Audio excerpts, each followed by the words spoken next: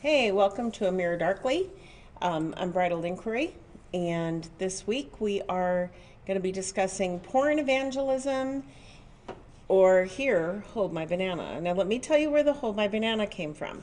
So our daughter was with us 2 weeks ago when we were here, and we enjoy embarrassing our children, and so he was bringing a banana home because he keeps bananas here at the church when he's working to keep his potassium up and stuff.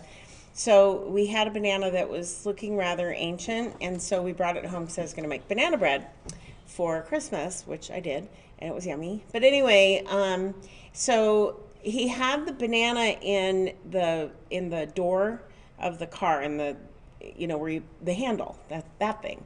So anyway, and he kept like needing to move it every time he'd open or close the door. And so, that hold my beer thing, well, anyway, it degenerated into here, hold my banana. And I go, oh, we could put that into the title of our next webcast because it's about pornography. So I figured banana. Oh, and then our daughter said something about sitting on something. And I said, yeah, it can be uncomfortable to sit on your own banana. And then she was like, oh, and freaked out. So it was really fun. We had a good time with that banana. So this is So you decide to add it to the... Exactly. So the title isn't exactly right the way that it's written on the banner. It's Here, Hold My Banana, like Here, Hold My Beer. But anyway, so that is the inside joke with the Here, Hold My Banana. It was also funny, too, making Kathy read it in church for announcements 2 weeks in a row. She was unhappy. She had to read it. She goes, "You're going to make me read this again?" I go, "Mm-hmm." So, because she's slightly more prudish than we, well, no. Okay, we're not prudish. So her being slightly more prudish is actually a lot more prudish because we're not. But anyway, so this topic was suggested by a very good friend of ours, Rick Curtis, who had from something that we had talked about. We talked about the world is not going to hell in a handbasket. Oh yeah, and he mentioned porn evangelism, and not meaning evangelizing people through porn, but the evangelism of porn, like the it being prolific. So yes. Hopefully Rick will be joining us today. Everything is scrolling. I don't know what changed, but I do know that my watch party function stopped working on my phone again. So I invited the amount of people that Facebook would allow me to.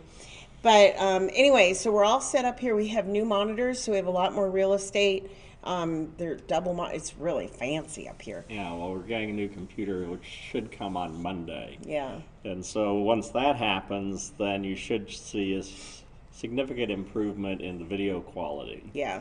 Right now, because of the antique nature of the computer we have, it can barely do the level of video quality that you're seeing, which sadly is not all that great. Right. We should, I'm hoping at least, go to high definition starting next week. So 1080p. Yay. So we'll see. 1080p is the best our cameras can do. The software, the tier that we're on, the best it can do is 1080p. Although if we pay a little extra money, we can bump it up to 4K. But then we've got to buy new cameras. But So. then we'd have to buy new cameras, and we just bought a new computer, so that'll be a while. Yeah, exactly. 1080p should be enough of an improvement over what we've been doing. Mm-hmm. So anyway. So This topic, then, to some extent, is continuation of the world is not going to hell in a handbasket. Rick Curtis's question was regarding specifically the nature of porn, which has realistically increased tremendously, thanks, from the 1990s to now, primarily because pornography is very easy and essentially free to get, and human beings, being what they are attracted to that. and you can get it on your phone in the privacy of your own home. Like, you don't have to be on your desktop computer anymore. It's super accessible. I almost said successful. And that is what freaks people out about it. What concerns me is the availability for children. And I know that kids are getting into stuff that they shouldn't, because I see it in school. But anyway, besides that part, just the whole idea, and I think that with a historical perspective on the porn industry, that it's not something new and things like that, that I think it'll give some perspective to it. And anyway. Yeah. One of the things to pay attention to, thinking about this topic and its impact on society, is that, again, overall, if you look at all the different stats regarding behavior and how people are living and morality and all these different things, everything is in an improved state. Pornography, despite its prevalence, is not destroying civilization. Primarily because pornography, of course, is not new. Its ease and prevalence is new, but so far as its existence, it's not.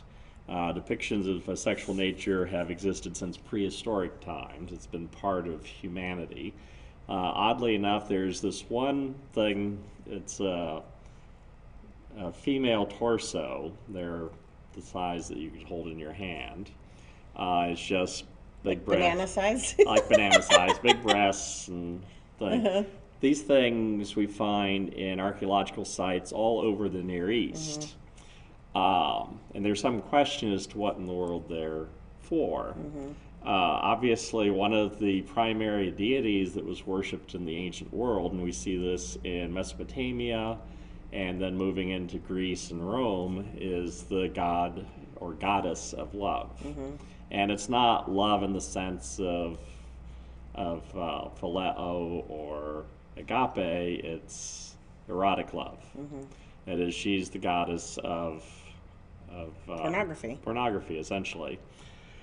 And so it's been suggested that these ubiquitous little figurines may have more of a personal use than anything else. That it could be an ancient form of pornography. Okay. Because we do see, like I said, depictions of sexual nature in existence since prehistoric times, Venus figurines, rock art. A vast number of artifacts have been discovered from ancient Mesopotamia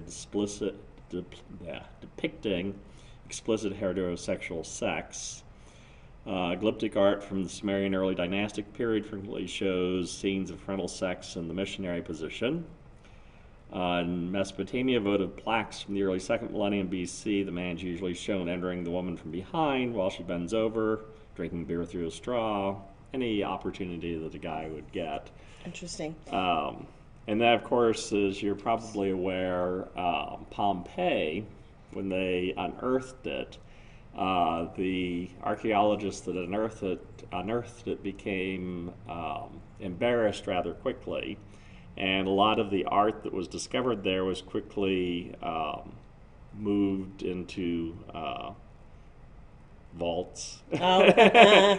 or cordoned off so Did that people people couldn't get see killed it. while they were doing the deed?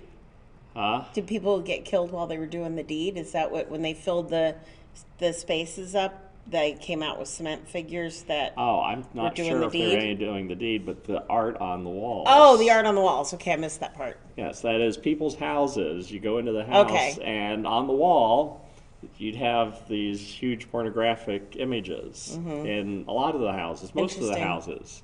So, it's pretty much ubiquitous. Well, And it's it not was, uncommon even in American homes. I know this because on my Weight Watchers Zoom meeting, there is a woman that I believe she's sitting on her bed, and above the bed is a man and a woman, like in the sitting, having sex position, with his backside to what would be the camera, but I think it's a painting.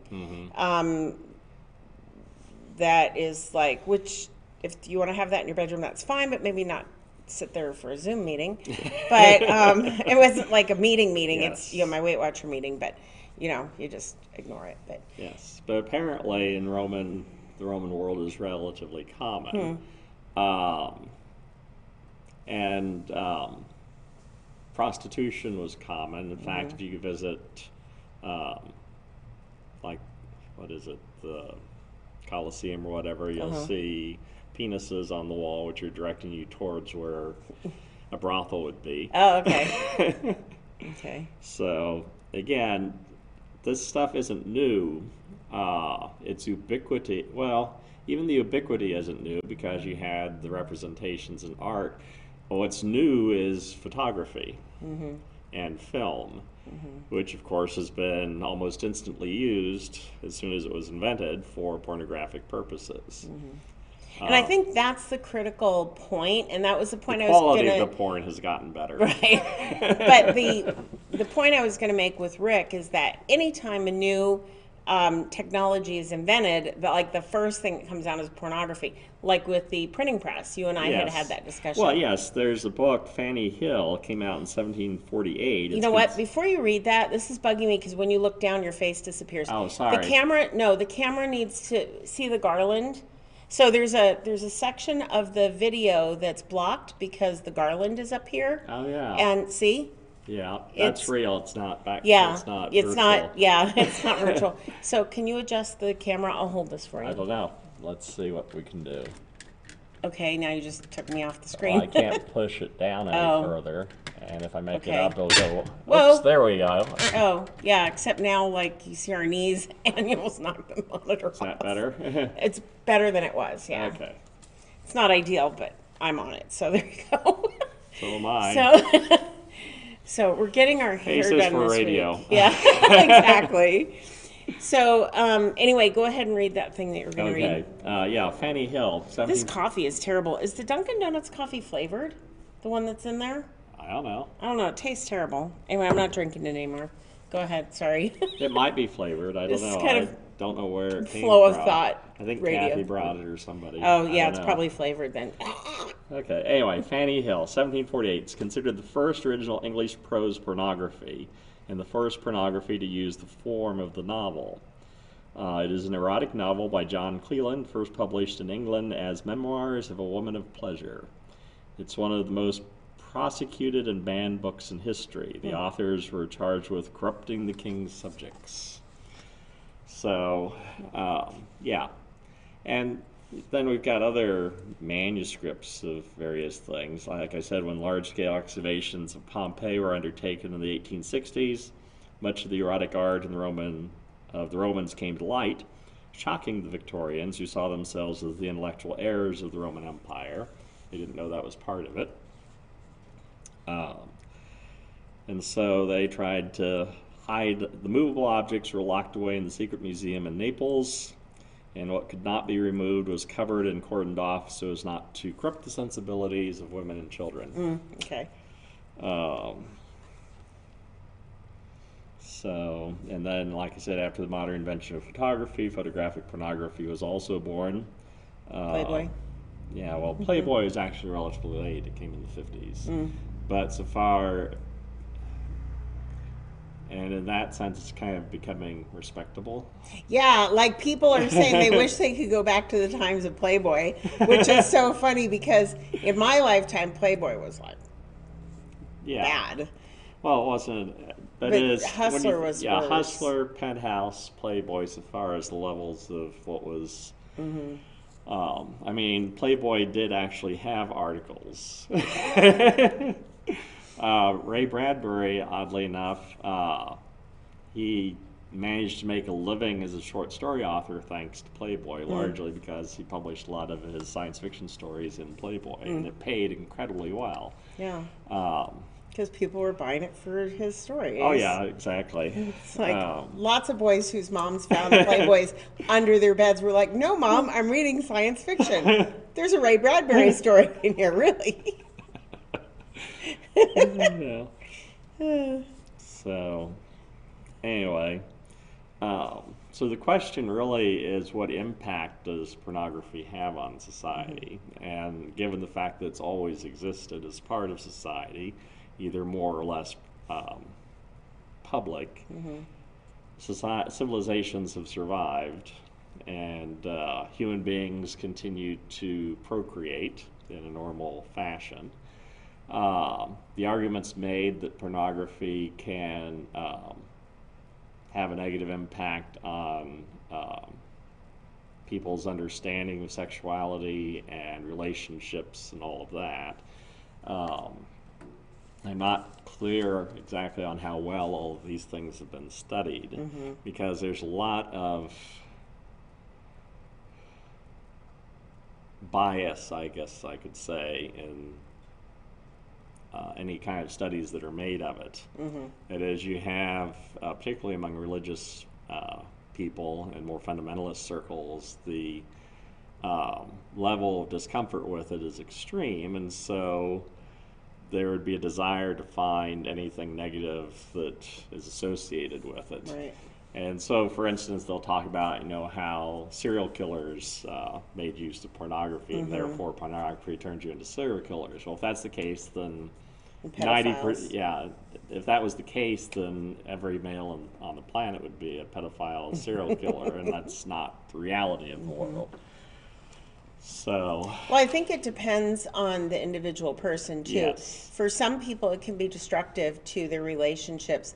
But then I know there are couples that use pornography as part of their intimate life. Yeah, and that's one of the things they talked about in the various sources I looked at. There's like 4 or 5 different reasons people use pornography. The obvious one for masturbation, but then there's just curiosity, boredom, for couples to encourage each other to get in the mood. And so, and masturbation is something that has happened always, regardless of the existence of pornography or not. So, and despite the, again, opposition among fundamentalists, the Bible doesn't actually talk about masturbation at all. It's a non-issue. Yeah, that's the thing. It's like you don't. Well, okay, so I had this discussion with a friend who was, well, I can't really tell the context of it because it was told to me in confidence, but Right. I'm not going to tell what the situation was. But I will say that what I told her was, if you're doing it instead of being with your mate, then, because it all comes down to loving God and loving people. So if Right. you're doing that instead of being with your mate, or if you are not associating with your family because you're off doing your thing in your bathroom, Yes. that's wrong. But if it's a normal part of your life, like especially like for single people, that you don't have much opportunity to do such things with another person, so you would do it by yourself. And so, but if you are, if you're avoiding going out because you're so addicted to masturbation, then my mother's listening to this too, so it's a little hard to talk about this. Oh, wow. But anyway, hi, Mom. So anyway, if you're doing that instead of associating with other people, then it's wrong. Right. But Well, again, it comes down, like you said, to the Right. one verse. That is, do to others, you'd have them do to you, or love your neighbors yourself. And so, gives all the meaning to love your neighbors yourself. No. So Steve said you guys need a few drinks to talk about this subject. I don't know. I think we're doing pretty well. We're doing okay. Yeah. Primarily because we don't care. This is not. It does not bother us particularly. Actually, we find it amusing to see how other people react. Especially our children. Yes, particularly our children Guarantee who are none of our probably kids not will watching yes. us. Yes. They generally don't anyway, but No, if this they topic, were, they would not be watching. yeah, they would turn it on and be like, yeah, no, we're going to go watch something different. Yeah. So, but I think that context really is an important part of this. Like, because children will masturbate. I know that. But in utero, they will even. Yeah. So it's like, obviously, it's just part of being human. Right. But it's not something, you talk about in general conversation. Yeah, well, but you don't have a whole lot of discussion about toilet habits either in the Bible. Aside from, take it and bury it. Yeah. Dig a hole and do it or there and that cover it up. the one guy that was dead, and they were like, well, maybe he's in the bathroom relieving himself. Because Eglon and Ehud. Yeah, well, because he'd been stabbed in his guts, and so all the smell. Oh, and so okay. they thought, okay, it smells like he maybe, man, he's got a problem. What did he eat? Somebody ate something. What has been, smelly cat, what have you been, what have been feeding you? Smelly king, smelly king. What are they feeding you? Oh dear. Read the book of Judges if you haven't recently. Yes. Eglon and Ehud. So that's Kathy Newman's favorite story. I was always super uncomfortable with, going back to masturbation, I was always super uncomfortable with the whole idea because you're told don't touch yourself there, and all that. And you don't want to do it in public. And right. You go to the bathroom in public. That's where I was headed. But when I was working with the autistic adults, they were all men who ranging in age from like early 20s to their 40s, and they would masturbate. And the rules were they had to do it in their room.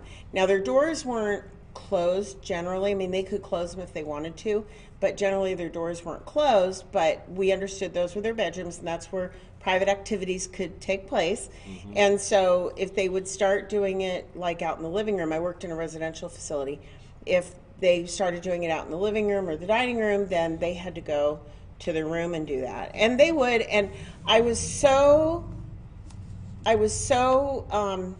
sheltered that it would like freak me out. And then I took a class at Cal State Northridge. Actually, what wasn't a class, it was like a seminar, and it was something like, I've got the certificate somewhere in my paperwork, sexuality and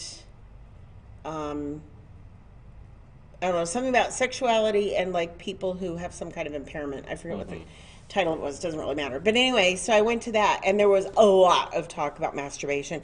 That kind of got me through it. Yeah. So now it's not a big deal. So, with your own children, sometimes... As long as you don't pull a tube and you'll be fine. Now, I have had students who do it in class. Mm-hmm. And so I generally will talk to the parent. Sometimes if it's excessive, it can be an indication of molestation, but not always. So I don't call the 800 number just because a kid is pleasuring themselves. I generally will call them out of the classroom and say, you can do that at home in your room, but please don't do it here at school. And I had one little girl that did it all the time, and I knew her mom. And so I called her mom at work, and I'm like, can you come see me at school? I need to talk to you about something. She's like, well, I can't get there till 8. I said, well, I'll wait, and the office will be closed. I'll meet you outside. So we're walking back to my classroom, and she's like, what is this about? And so I was trying to break it to her gently. She goes, I had a sneaking suspicion this is what it was about. And so she goes, I am so embarrassed. I go, why? I go, it's a normal function. The problem is she's doing it in class like a lot. And so I just talked to Mom. I said I would like to put some things in place so that she's not doing it. And so she had to have both feet flat on the floor because she would cross her legs. Now, what's interesting about it, this kid had trouble focusing, and she had a really hard time with talking and bothering others. On the rare occasion I didn't catch her, when she was finished, she was a different kid. She was like all calm. She could focus. So I think she didn't have ADHD. She was sexually frustrated or something. But I would just say to her, both feet on the floor. As long as she didn't fall asleep after. Yeah, smoke a cigarette.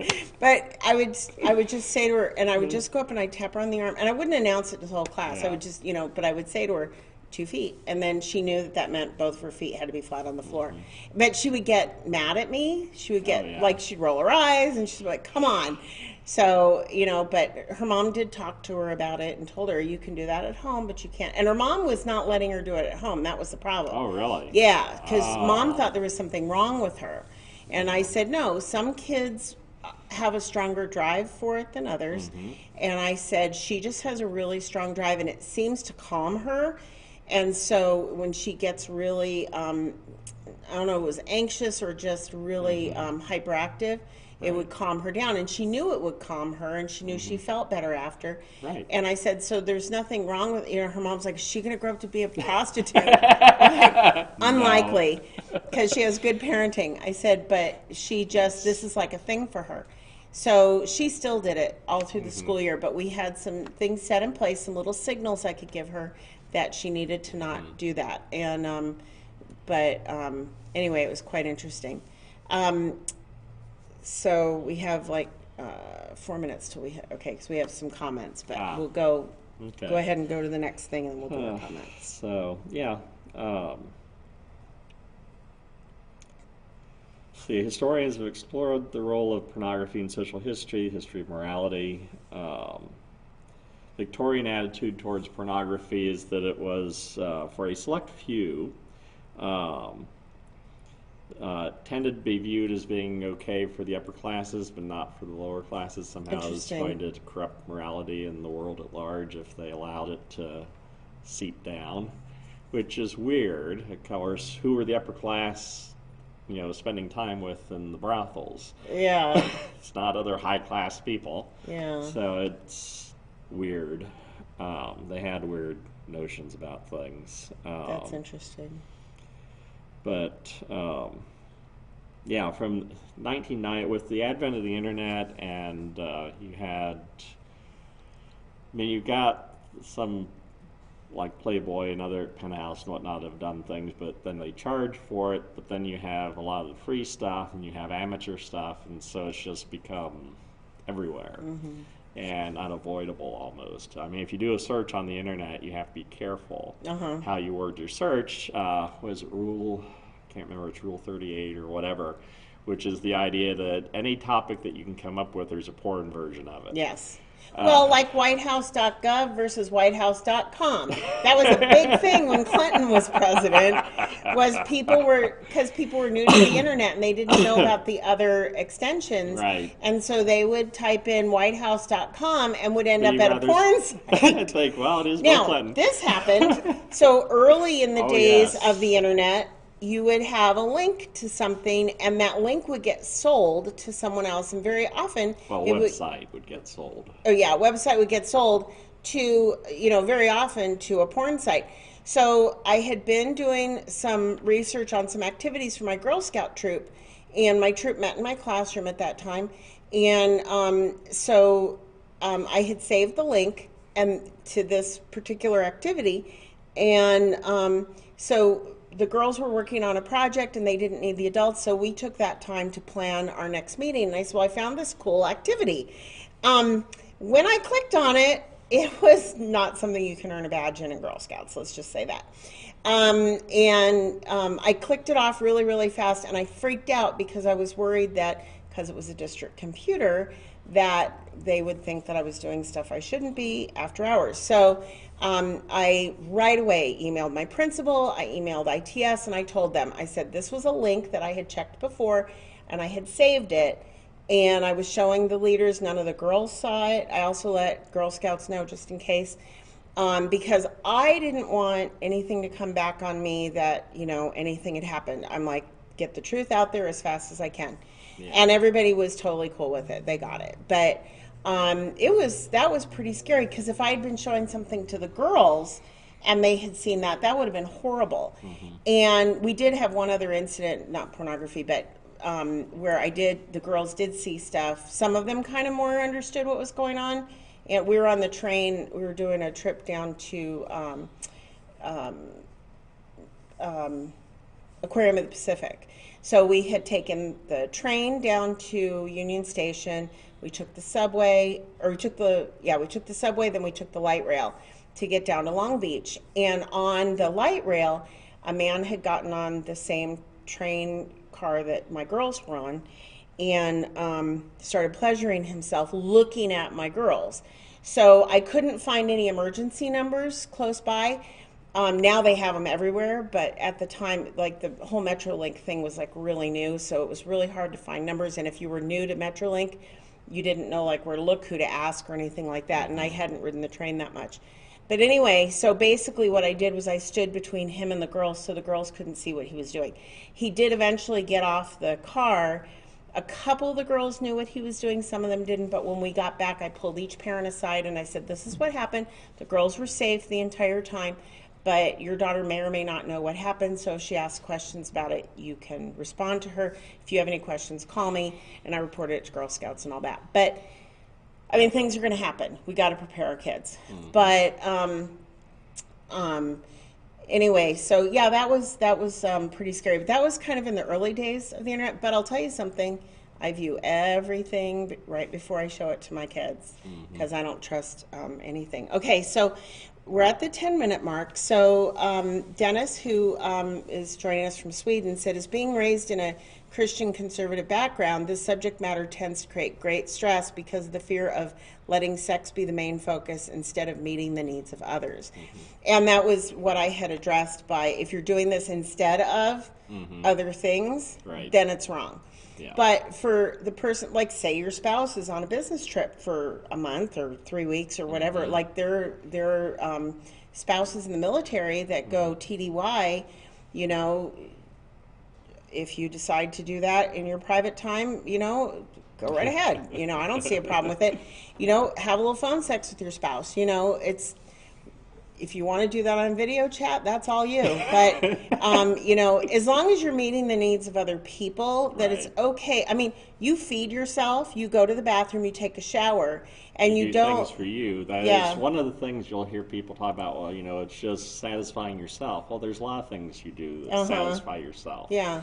That's not the issue of making yourself happy. I mean, I don't wait to eat until he's ready to eat. He's not hungry nearly as much as me. There is this attitude, and it exists not just in Christianity, but it's almost like it's part of human nature, that if you're making yourself happy, if you're enjoying yourself, then it has to be bad. That is, if the food tastes good, well, it's probably bad for you. If anything that you do is pleasurable, then we have to stop doing it, because obviously it's going to put a wedge between us and God. And the best way to get close to God is to, sleep less, wear burlap, pray on your knees in the snow, fast a lot, whatever, abstain from various things. That'll make you close to God. It's like, why is human nature such that we think that in increasing our pain, we will increase our nearness to God? This is the God that the first commandment, the first thing he ever told human beings to do was, be fruitful and multiply. Yes, go out and have sex. So if that's the first thing he told us to do, and we've been very good at following that commandment, why do we think that everything else that he wants us to do is going to make us miserable?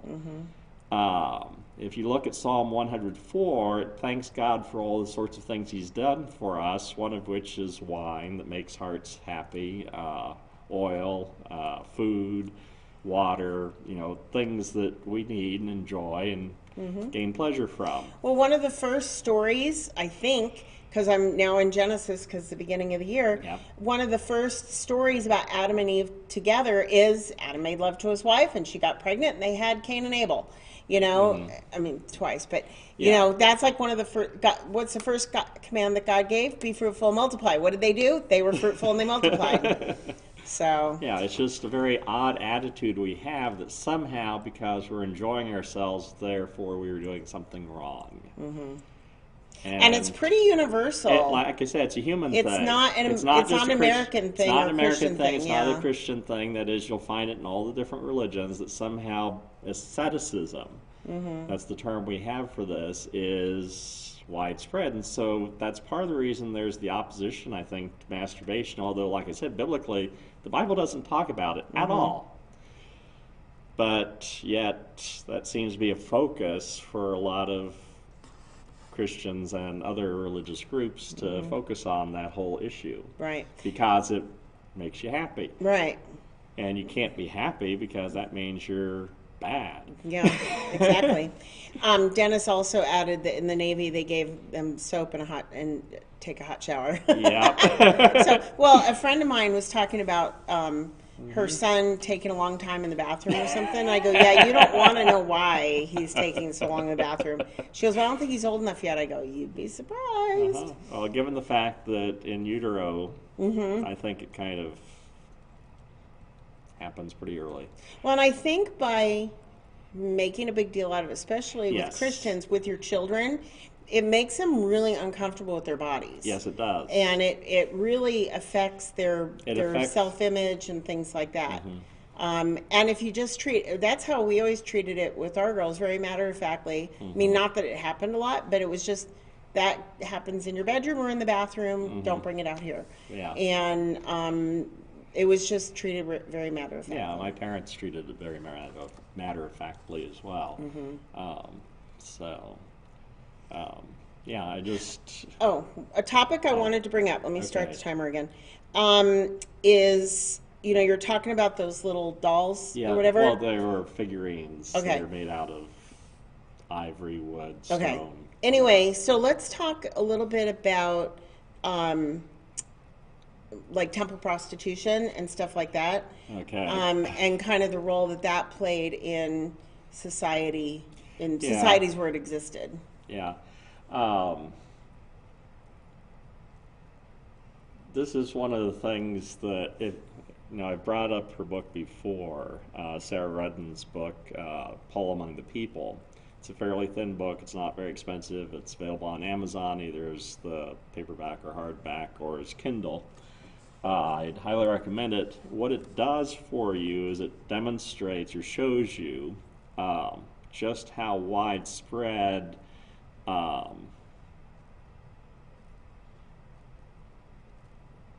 what do I want to call it? The mistreatment of people for sexual advantage, how widespread that was in Roman society. We see it also in Greek society. We see it in Mesopotamia. That is, it's very, very common. That is, we talk about today like sex slavery and that sort of thing, but we prosecute that sort of thing. We try to keep it from happening. Go back to the Roman era, that's just the way life was. Which again, talk about the world getting better, I would argue that this is a place where it has gotten better. That is, the abuse of people who were not as financially well off was very common in the ancient world. That is, the upper classes took advantage of the lower classes in this way as much as in any other way. It's not just financially they were taking advantage of them. They took advantage of them sexually. Which is happening in our society, but like you said, it's something that we prosecute. I was just watching, I've just finished watching on Amazon Prime,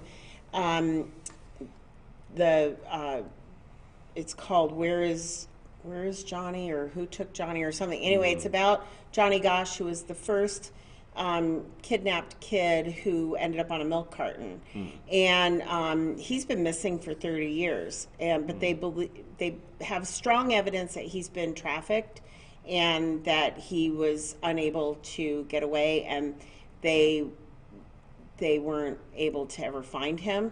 But they don't think that he's dead, or at least he wasn't dead while he was a teenager. We don't know would have become of him over 30 years. But and his mom believes that he came to visit her one day, but he disappeared into the night, and like he stayed like an hour, and he disappeared into the night, like he couldn't stay. He couldn't stay with her, and he couldn't say anything. But anyway, what was interesting was there was a police officer who had seen evidence of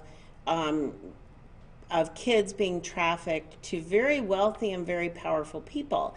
And in light of the whole Epstein thing, you could see that happening. And this was a whole thing. There was something with like Franklin Savings and Loan or something in Indiana or one of those states up there. Or not Indiana, Nebraska. Because Omaha, Nebraska, and was kind of linked to this whole case, which happened in Iowa. Is it Iowa he was taken from? But anyway, so there was a sex trafficking ring out of Nebraska, but the thing was, there wasn't a name for it then. Now we have sex trafficking or human trafficking, and everybody knows what you're talking about. Right. But it's very fascinating to watch.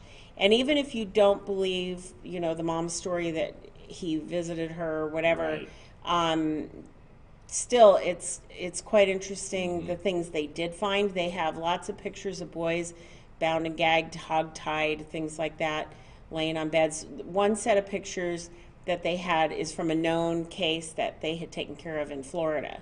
And I think that's what's most disturbing to people about the whole porn industry, the online porn industry, is that it makes it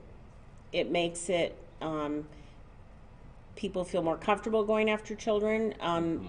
Not in this, something else I was watching or listening to, and I cannot remember what it was I watched or listened to or whatever it was, but they said that there was some research done amongst pedophiles. Like, there are pedophiles who are attracted to children, and there are pedophiles who they just start victimizing children, and those pedophiles said that they started pedophilia because they were bored with regular pornography. They had seen enough homosexual porn, they had seen enough, bondage and discipline, all the different variants of porn, and because they were bored, then they went to child porn. So I think that's something that needs to be considered, and there are people that it is their job to watch pornography and to chase down these people. I totally could not do that job. It would make me sick to my stomach. Enough. It's been, what was it, 2018? Same time that the first Falcon Heavy was launched. That's my tie-in to it, because I watched it in the cafeteria at the courthouse. But I was on it. I did jury duty, and it was a child pornography case. We convicted him. But if you're ever on a jury for a child porn case, one of the things that you'll have to do is to watch some of it, because you have to agree that, yes, this is child pornography. So it was very unpleasant and horrific. You were really depressed during that time because you couldn't talk about it either. This is the bad thing. If you're on a jury, you can't talk about anything that's going on during the jury. You can't talk about it until after it's all done. And so here you are, you're having to hear the testimony, see these images, all of this, and you can't talk to anybody about it. You can't talk to fellow jurors, you can't talk to anyone. You just got to hold it inside. And it's bad. So, yeah. I could do without that again. Yeah. And I have to do jury duty again in February, I think it is. I put it off until after my surgery. I hope it's just a normal, like, murder case or bank robbery or something. Right. Something innocuous. Something like innocuous. That. But I think that people being victimized because it violates the one rule. Right. You know, like if you and your spouse or your significant other want to make your own little porn videos, that's not hurting anybody. No. So do what you do. But the thing is that some of that pornography are women or girls or boys who are being held against their will, and they're being victimized. And that's the problem with it. And yeah. And that's the same issue that you have with prostitution. That is, it's questionable how often it's fully, this is what I want to do as my career. Yeah. That is, there's a tendency for these people to be victims, not a happy hooker. Yeah. And some of them are pushed into it because of drugs, mental illness. Mental illness, yeah, that kind of thing. But like runaways get involved in prostitution. I think that it's just a lot more in our face because it's it's all part of the internet stuff, you know, and it's much more pervasive in our lives. Yeah. But when the printing press came along, one of the things the printing press allowed and was popularized by it was pornography. That is, little prints that you could easily keep hidden of erotic scenes. Yep. And those are very, very, like a postcard size thing. And those are prevalent and widespread once the printing press hit. Even before the printing press, books that were handwritten would often have pornographic things in the margins that the scribes would have added. Or sort of like that whole thing about the Little Mermaid, the castle looked like a penis. Yeah. Yeah. Yeah, So what the Disney hide. Yeah, that's what the Disney animators would purposely, on occasion, try to see what they could get away with. Well, it's like when my book, The Bible's Most Fascinating People, which came out in 2008. The publisher had me, my editor had me select the artwork for it, and it was supposed to be Renaissance and medieval artwork because then they wouldn't have to pay royalties on it. Well, the nature of that artwork, a lot of it is nudity. Again, thinking in terms of the subject. Anyway, the publisher that they ended up going with for the English language version was Reader's Digest, and Reader's Digest didn't want any nudity in it. And so I had to go through and find replacement images for several of the things that I had selected. And my editor managed to save one of the artwork because the picture of Eve was this little tiny thing that you needed magnifying glass to see, and there really wasn't much to see, but she was topless. And that ended up being snuck through because she wanted to see if she could do it. And she was very pleased with herself. And now that you've made it public, now we're going to have to go through every single copy of that on the planet and draw little bikini tops on her. Oh yeah, I'm sure. With a little fine like Sharpie anybody marker. actually cares. And of course, I'm sure that the publishers in other countries are not as concerned as Reader's Digest was for that particular issue. Yes. But it's like the third or fourth page of the book if you happen to have a copy and want to go look. So Dennis said that he's surprised there are any court cases since the recent changes in LA. Yeah, the new district attorney, is it? He's an idiot, but yeah, well. Yeah. But, you know, this is California. We march to the beat of our own drummer. Yeah. Pretty much anything It'll goes. change. Yeah, it'll change. But right now, you know, crime's not going up in these cities, not at all. Yeah. So if you watch the news, they'll tell you that. Different topic, though. Yeah. But well, things like Me Too are a positive thing. Unfortunately, it tends to get things are categorized according to political necessity. Yes. And so it gets used more to pound somebody that you don't agree with politically rather than actually dealing with the issues that are out there, which is sad. Everything gets politicized, and that's ridiculous.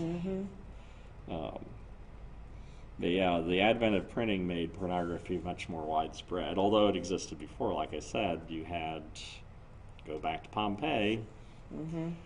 Frescoes on the wall. Did we finish the temple prostitution topic? Oh, we probably did not. Temple prostitution, in some of the areas where temple prostitution was common, that is, what temple prostitution was, and you see this talked about in the Bible in a negative way, is that the worship of the goddess of love, whether it's Aphrodite, Venus, Inanna, Ishtar, whoever you want to pick, the way that you would worship that deity is you would go to the temple, you would pay your money, and then you would have sex with the prostitutes. And you ask, well, why would you do that besides the obvious? The religious reason for it was what's called sympathetic magic. That is, you demonstrate to the gods what it is you want to have happen. And so you want fertility for your wife, you want fertility for your animals, you want fertility for your crops, and so you have sex with the prostitute to show the goddess that you want fertility. And so obviously the worship of Aphrodite, Venus, Ishtar, Inanna, very popular, at least among the male half of the population, and the particularly unfortunate aspect of this is in many of the societies, the way they got the prostitutes is that every female, when she got to the right age, would have to go and spend time in doing that duty. And she had to do it just once, but every woman had to do it.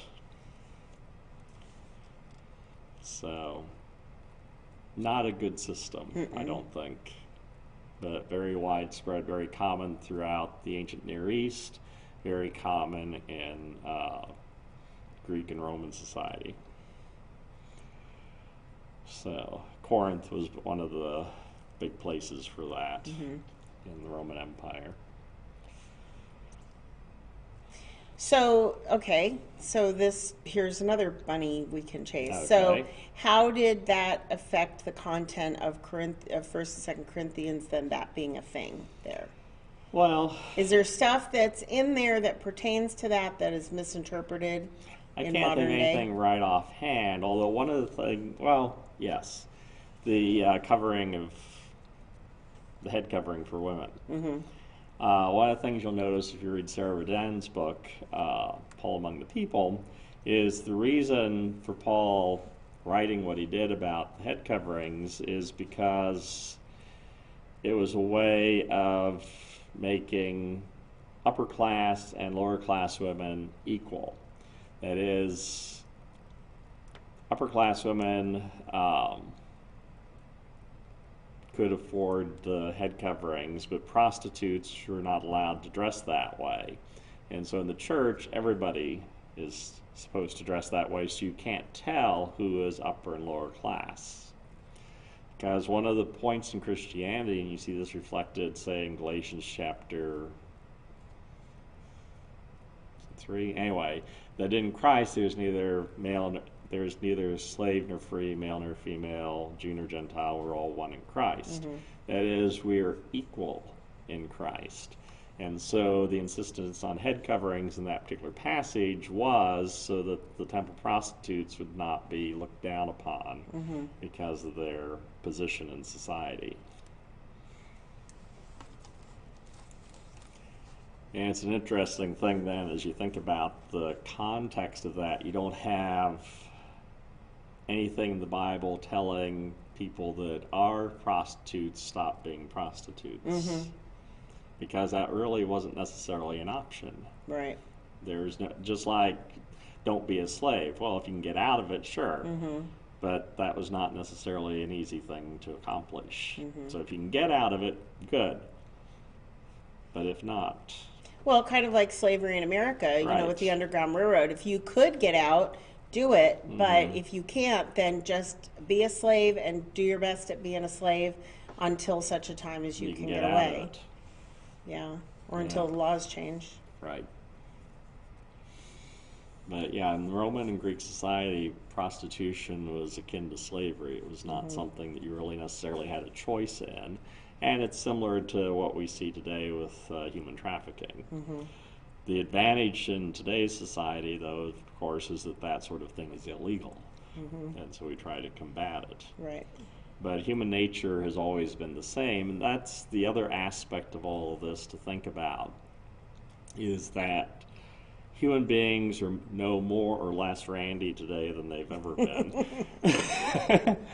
That is, and our desire for expression of our randiness is not quenchable.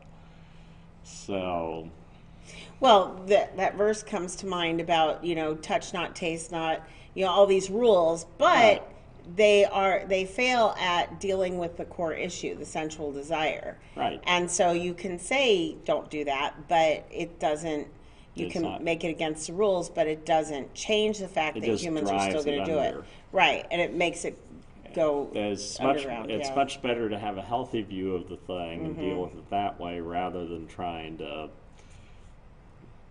It's like trying to keep Jello under a blanket or something. It's going to squish out. Jello to a tree. Yeah, it's or gonna, to a wall. Yeah, it's going to squish out no matter what. Mm-hmm. And so you want to find healthy ways of expression, not unhealthy ways. And I think that and here's the other thing too, is that you can't expect non-Christians to act in a Christian manner because they don't have that ability, they don't have the Holy Spirit. But as believers, we need to keep ourselves in check with, if I'm doing this thing, is it hurting my spouse? Is it hurting my relationship with my children?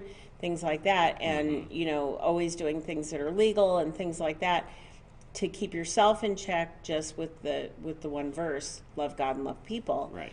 And if Christians did that, things would be a whole lot better too. Rather than saying, "Oh, I can't do that because I'm a Christian," be like, and they do it anyway. Right, they do it in secret. Rather Right. than saying, I'm a believer. I have this problem. Pray for me because I don't want to do this, but I'm doing it, and I need to stop because it's hurting my marriage, or it's hurting my relationship with my kids, or I never go outside the house because I'm always in the bathroom with soap and a hot shower.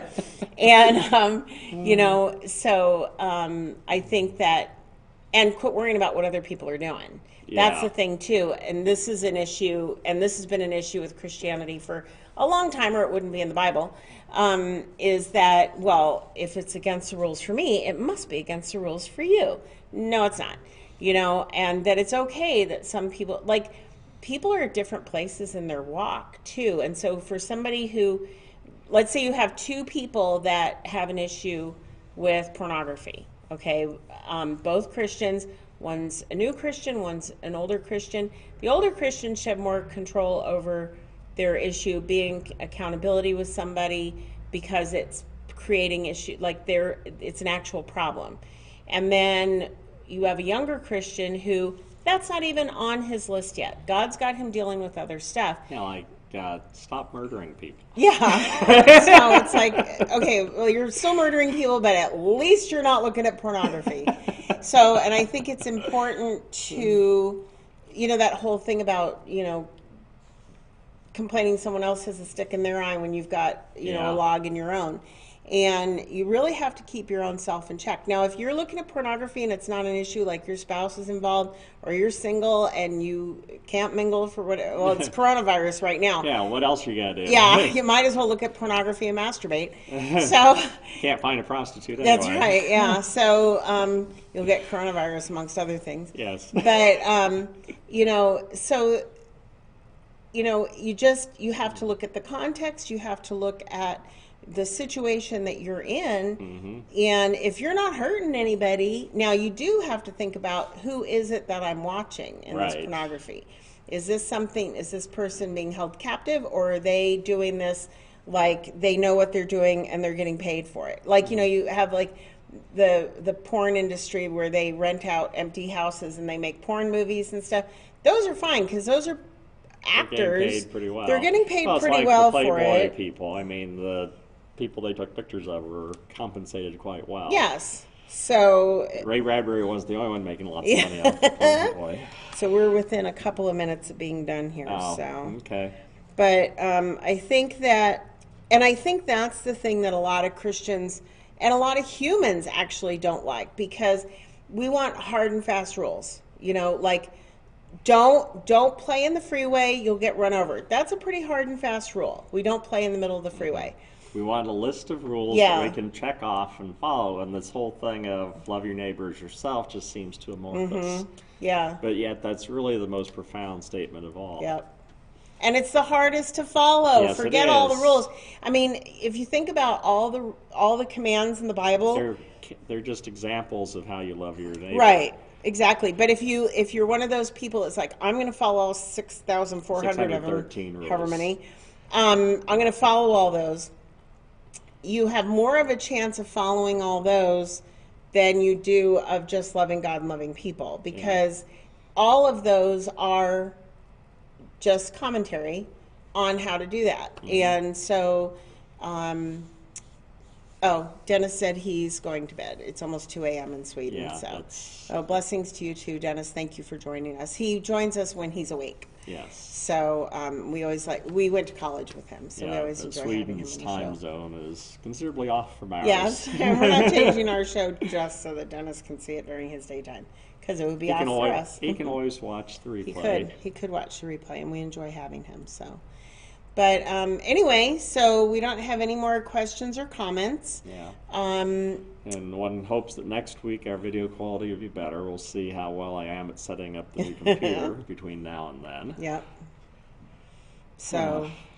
Let's see, tomorrow is church. Yes. So if you are looking for a place to worship and you want to join us on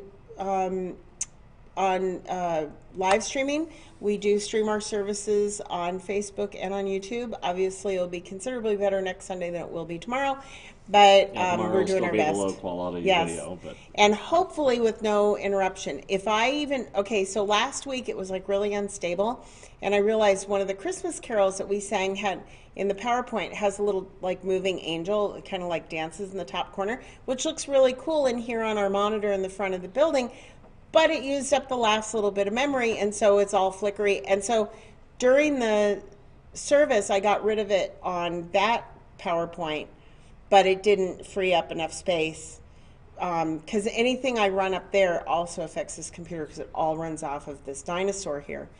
And so I thought it might free it up, but it didn't. It was still really shaky. So it should be smoother live streaming and stuff starting next Sunday. But next Saturday we'll be here again at 4 with Fear Not Things That Are New. yeah, don't be afraid of things that are Don't new. be afeard. Don't be afeard. Don't y'all be afeard now.